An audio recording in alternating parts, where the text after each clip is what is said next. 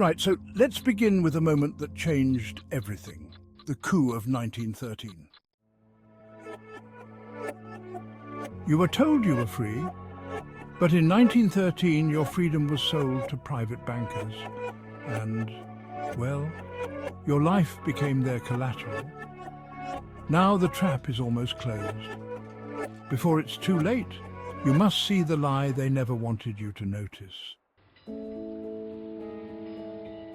America was a miracle, a nation where freedom was earned, not granted by kings. Ordinary men and women built a republic based on work, honesty and consent, a land where government served, not ruled. But behind the promise of freedom, darker ambitions grew.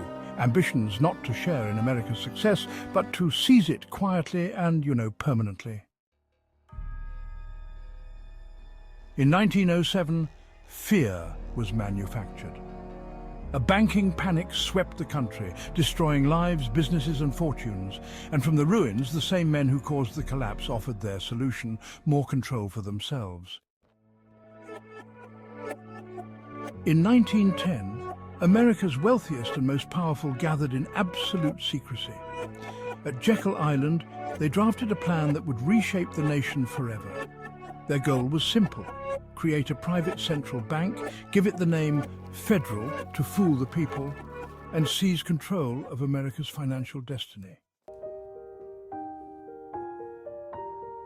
On December 23, 1913, while Americans prepared for Christmas, Congress surrendered the nation's money supply without a public vote, without open debate.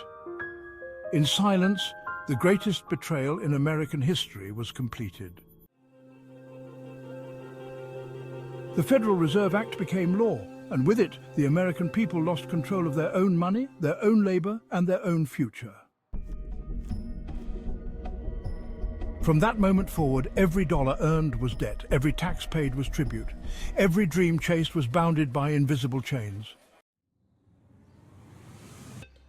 The American dream did not die overnight. It was replaced by a system of permanent financial slavery.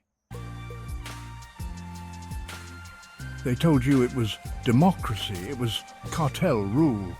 They told you it was public service, it was private theft. They told you it was progress. It was the tightening of your chains.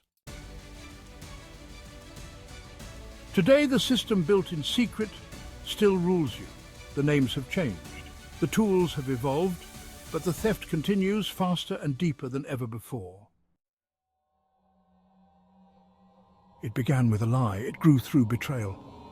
And unless you wake up now, it will end exactly as they planned. So here we are. Let's talk about the tools of the new masters. After 1913, America's spirit wasn't destroyed overnight. It was enslaved piece by piece. The first tool was debt. An endless hunger that turned free citizens into, permanent renters of their own future. Through mortgages, credit cards, student loans, taxes, and national borrowing, Americans became numbers on ledgers, not sovereign individuals. Freedom was replaced with financial bondage, hidden behind the illusion of prosperity. The second tool was fear. Manufactured crises swept across the decades. Economic collapses, wars, pandemics, terrorism. Each new fear justified new powers seized by the very people who caused the chaos. Every panic was another tightening of the leash. The third tool was control of information. The media was no longer a watchdog for the people. It became the voice of the masters.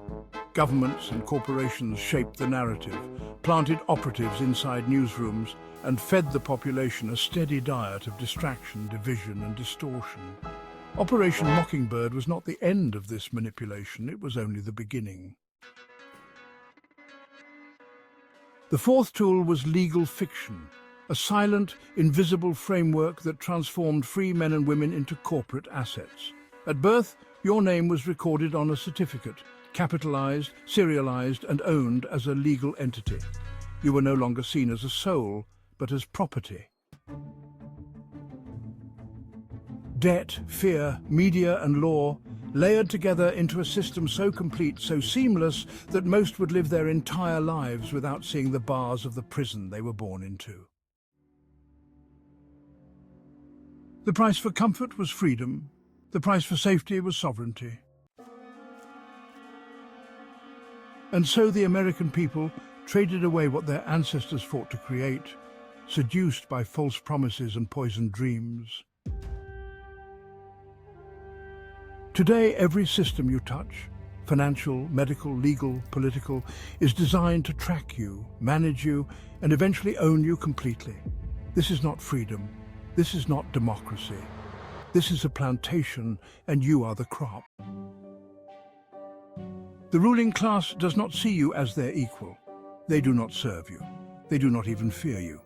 To them, you are inventory, a resource to be harvested, taxed, manipulated, and discarded when no longer useful.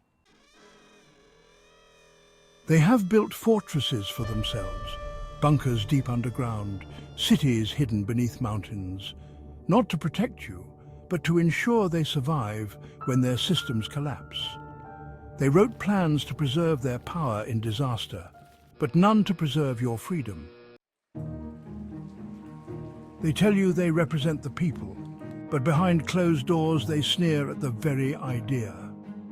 To them, the masses are ignorant, emotional, and expendable. They believe you will submit.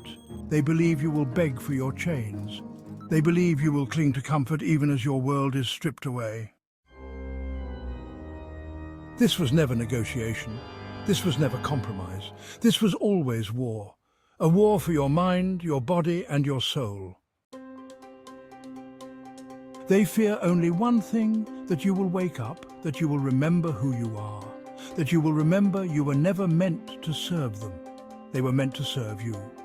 And you know, once awake, you will say the one word that can bring their entire system crashing down: no. The system knows it cannot survive unchanged. It knows deep down it must reinvent its image or risk collapse. So it creates false revolutions. Movements not born from the people, but honestly manufactured by the very hands that built the cage.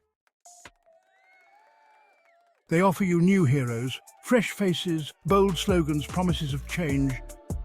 But the structure beneath remains untouched. They promise new chains made of softer metal, painted in brighter colors, draped in banners of progress and equality.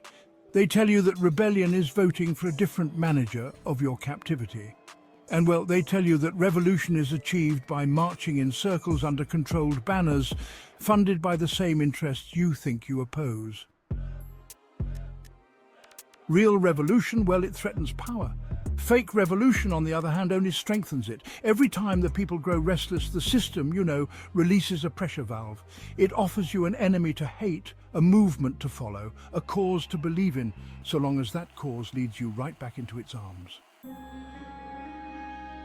Real anger is hijacked. Real suffering is weaponized. Real hope is, quite frankly, diverted. No matter how many slogans are shouted, no matter how many faces change behind the podiums, the machine, well, it just rolls on. It doesn't matter which puppet you choose, when the same hands pull all the strings. Every generation, the system repaints the walls of the prison and calls it progress. Every generation, the chains are reforged and renamed freedom. And well, every generation, the real enemy remains hidden, just smiling quietly behind the curtain. Revolution, you see, will never come from the ballot box. Revolution will never come from the slogans they sell you either. It will come only when the people remember the oldest truth of all. The power was never theirs to begin with. It was always yours.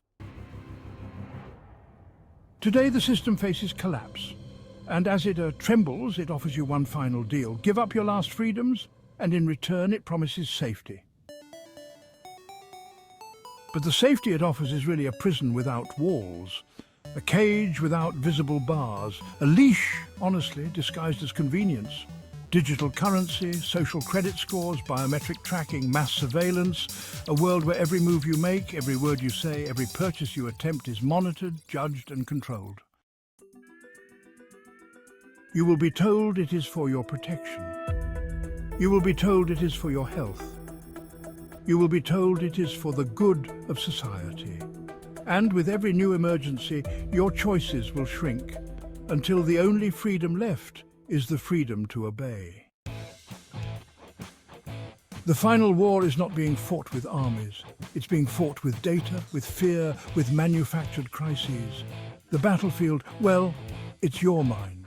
The weapons are your own comforts and fears. And the target, in the end, is your soul. They want you distracted. They want you divided. They want you dependent. Because, you see, a distracted, divided, dependent population cannot rebel. It cannot think. It cannot fight back.